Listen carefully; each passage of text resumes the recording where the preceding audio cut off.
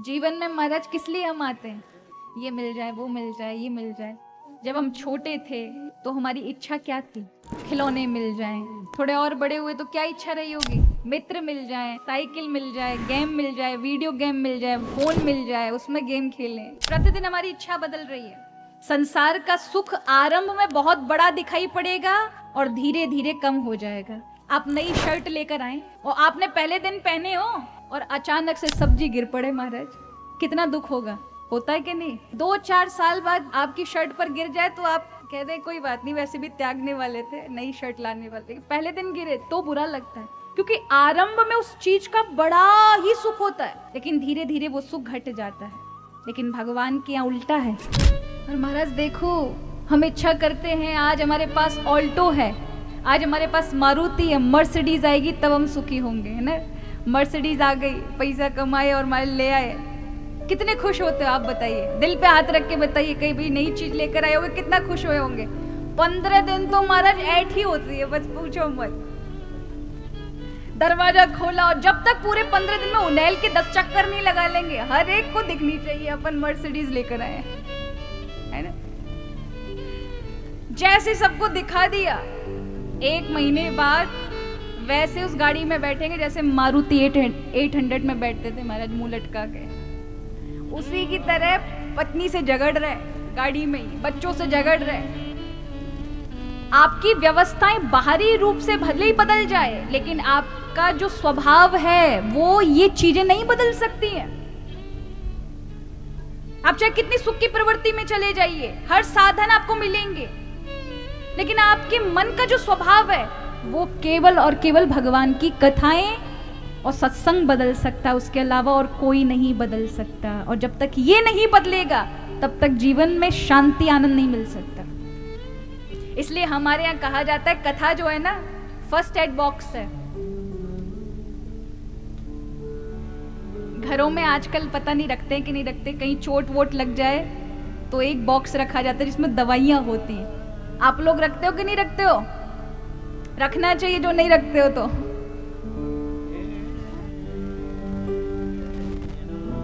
वो बॉक्स रखते हैं, किस लिए रखते हैं? चोट वोट लग जाए, कभी कुछ हो जाए तो तुरंत उसमें से निकाल करके दे दिया जाए।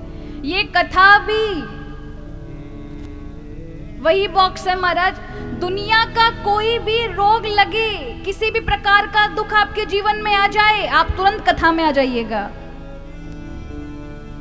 ये कथा का वो बॉक्स है कि अगर आपने 3 घंटे अच्छे और सच्चे मन से श्रवण की है तो दुनिया के प्रत्येक दुख में यहां से दवाई अपने आप आपके मन में पहुंच जाएगी।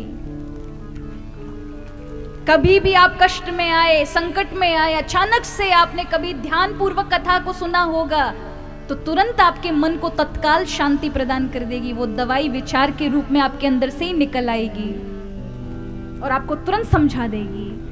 आप महान कष्ट में रो रहे होंगे, कहीं से कोई साथ ना भी मिले, लेकिन उस समय शांति के रूप में ये कथा आपके काम आएगी। इसलिए जैसे आपने कभी देखा है, कई बार लोग पूछते हैं, एक बात बताओ भैया, ये जो दवाइयां हम खाते हैं, अब हमारे कान में दर्द हो रहा हो, सिर में दर्द हो रहा हो, नाक में दर्द हो रहा हो, पाँव में दर्द हो रहा हो, ये टैबलेट को कैसे पता चलता है कि भैया पाँव में जाकर के हमारा दर्द ठीक करना है ना, आँख में जाके हमारा दर्द ठीक करना, पैर में जाके, क्योंकि हम तो केवल मुंह से ही खाते हैं ना। अब ये तो नहीं कि उसको पहले से ही सॉफ्टवेयर एक चिप लगाई गई हो कि दवाई तुम जाकर के हाथ के पास जाना है ना, हाथ में दर्द है, ऐसा कुछ नहीं होता। आपने दवाई खाई, जहां आपको दर्द होगा वहां आपका दर्द बंद हो जाएगा। उसी प्रकार ये कथा भी टैबलेट है महाराज।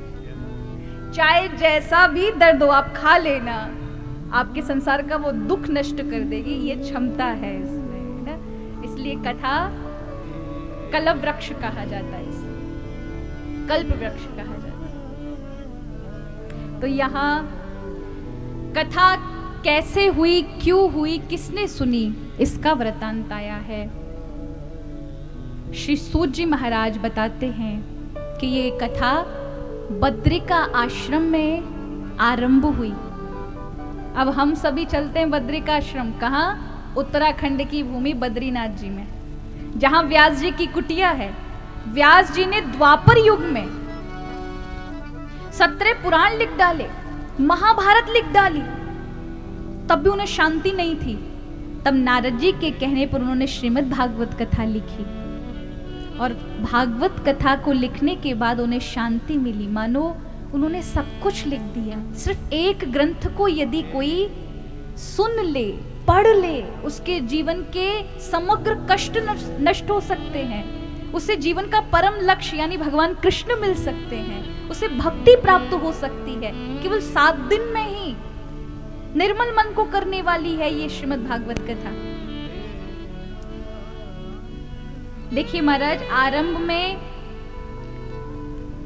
संसार का जो सुख होता है और भगवान का जो सुख होता है उसमें अंतर है। संसार का सुख आरंभ में बहुत बड़ा दिखाई पड़ेगा और धीरे धीरे कम हो जाएगा, है ना। और भगवान का सुख आरंभ में कम दिखाई पड़ता है, लेकिन अगर आप लगे हुए हैं तो उसका सुख बढ़ता जाता है, बढ़ता जाता है, बढ़ता जाता है। आनंद अवधि वर्धनम, ऐसा कहा गया। संसार का सुख पहले बहुत बड़ा दिखेगा, बाद में छोटा हो जाएगा। आप नई शर्ट लेकर आए, कितने खुश होते हैं महाराज। नई साड़ी लेकर आए, अपने मन की से कितने खुश होते हैं। नए कपड़े लेकर आए और आपने पहले दिन पहने हो और अचानक से सब्जी गिर पड़े महाराज, है ना, खाते समय, या चाय गिर पड़े, कितना दुख होगा। होता है कि नहीं। इतना हम सोचे थे कि ये शर्ट लेंगे, ये पहनेंगे, अच्छे लगेंगे, और आज पहले दिन ऐसा हो गया। 2-4 साल बाद आपकी शर्ट पर गिर जाए तो आप कह दे कोई बात नहीं, वैसे भी त्यागने वाले थे, नई शर्ट लाने वाले। पहले दिन गिरे तो बुरा लगता है, क्योंकि आरंभ में उस चीज का बड़ा ही सुख होता है, लेकिन धीरे धीरे वो सुख घट जाता है। लेकिन भगवान के यहाँ उल्टा है। भगवान का जो सुख है ना, आरंभ में आपको आनंददायक नहीं लगेगा, इसलिए कथा में आरंभ में मन ही नहीं लगता। लेकिन जैसे जैसे आपने 2-3 दिन पार किए, फिर आनंद आने लगता है, फिर भगवान की भक्ति में आनंद आने लगता है, फिर वो बढ़ता जाता है, कम नहीं होता। तो यहां कथा के विषय में कहा कि बद्रीनाथ की भूमि पर व्यास जी महाराज ने ये 18वां पुराण लिखा और अपने पुत्र शुकदेव को 3 बार सुनाया। 3 बार में ही महाराज उन्होंने श्रवण कर लिया। आपको पता है, हमारे यहाँ पहले जो ये शास्त्र पुराण जो आपके समक्ष रखे हैं ना, ये किताबों के रूप में, ये पूर्व में किताबों के रूप में नहीं थे। तो कैसे हमारे इतने अनंत काल से, आज आप में से कुछ युवा भी बैठे हैं यहाँ पर, तो मैं आपको कह दूं कि हिंदू जो है, सनातन जो है, वो धर्म नहीं है। जैसे अन्य धर्म होते हैं, मुस्लिम धर्म है यानी इस्लाम हो, क्रिश्चियनिटी हो, ताओ हो, बहाई धर्म हो, पारसी हो, जैन हो, इन सब की शुरुआत, या बौद्ध हो, इन सब की शुरुआत 5000, 2000, 1000 इन वर्षों से ही हुई है। लेकिन हिंदू धर्म नहीं है। हिंदू शब्द भी, ये हिंदू जो दिया, ये राजनीतिक विषयों में है। कहीं भी हमारे शास्त्रों में हिंदू शब्द नहीं आता। हमारे यहाँ शास्त्रों में शब्द आता है सनातन। कहीं भी ये नहीं कहा कि हम ये धर्म वाले हैं, नहीं, कहीं भी ये बात कहीं नहीं रहती। आप किसी भी अन्य किसी धर्म की पुस्तकों में देखेंगे तो वहां अपने विशेष धर्म की बातें होती हैं, लेकिन हमारे यहाँ ऐसा नहीं है। हिंदू धर्म क्या है? फिलॉसफी है। क्या है? दर्शन है। सनातन का अर्थ होता है, सनातन का मतलब क्या है? जब हम सनातन धर्म की जय करते हैं, उसका मतलब क्या है? सनातन माने जिसका कभी ना तो अंत है ना जिसकी कभी शुरुआत है, जो हमेशा से अनवरत शाश्वत भगवान की तरह ही है, जिसमें भगवान ही आते हैं धर्म को सिखाने के लिए, मानवता को सिखाने के लिए, वो सनातन ना। ये एक दर्शन है कि मनुष्य को किस तरह से रहना चाहिए। देखिए,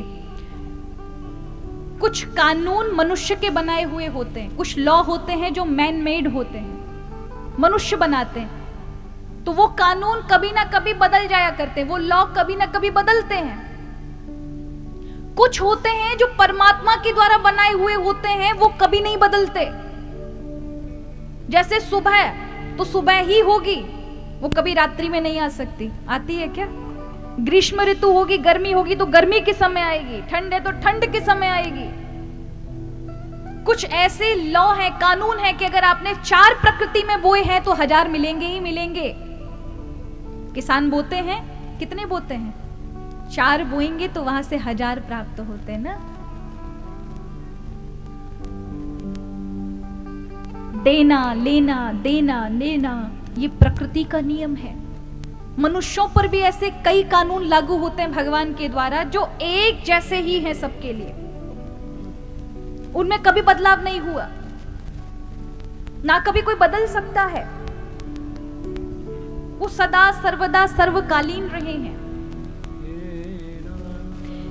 इसलिए एक बात हमेशा याद रखिए, और वो ये है कि जो ये श्रीमद् भागवत कथा व्यास जी महाराज ने लिखी थी, तो उन्होंने सत्य को जनाने के लिए, बताने के लिए ऐसी प्रक्रिया बनाई है उसमें कि बहुत आसानी से उसे समझ सकते हैं।